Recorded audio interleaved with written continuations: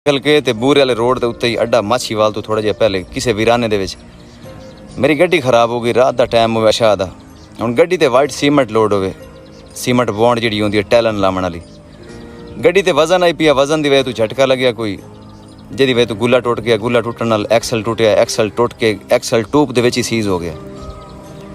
हुण गड्डी रोड दे नाल ही साइड ते यानी कि अपनी साइड ते ही खराब खलो गई। गड्डी ना अग्गां जावे ना पिछां जावे। बड़ा परेशान, जड़ियाँ कोई कोना शोना मेरे को पी मैं गड्डी दे अगू पिछू ला लियाँ। सिंगल रोड है ना, गया कंडे कुंडे ध्रू आया वो भी ला छोड़े अगू पिछू भाई। दूरों आंदी हुई गड्डी पता लगे भाई गड्डी को खराब हुई खलोती है। हुण ज़हन ये बनाया भाई गड्डी दे विच नहीं समना या फट्टा खोल के नहीं समना, जो खुदा ना खास्ता कोई गड्डी आंदी पई होई तो चाई वही सी नेंदर दे विच। मैं तिरपाल कट के ते रोड दे साइड ते तिरपाल विछा छोड़ी। मैं अपने कोल भुने हुए छोले ते बिस्कट रख दोंदा मैं, वो भी मैं चाह लिया, पानी का कूलर ही चाह लिया तो ला ले मलंगी। मैं फिर ला ली साइड पर बह के। और मैं वो बिस्कट ही खांदा बैठा, मोबाइल चला रहा तो इतनी देर जो कुत्ता मेरे को आ गया। मैं उन्हें बिस्कटां दे विचों एक बिस्कट चाह के कुत्ते नूं पा छड़िया। कुत्ते बिस्कट चाह कुत्ता परां टुर गया। मैं अपने मोबाइल ते लग गया। थोड़ी देर गुजरी उस्ताद जी कुत्ते ते भौंकण दी आवाज़ां शुरू हो गई।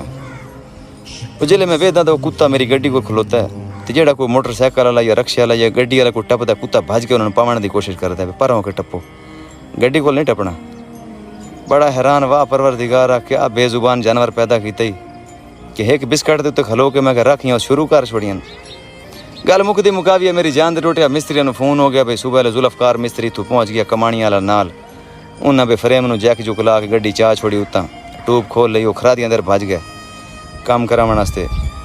मैं रूटीन नाल जावां रक्शे ते बह के रोटी लैके आवां होटल तू, अपनी ले आवां कुत्ते दी भी ले आवां।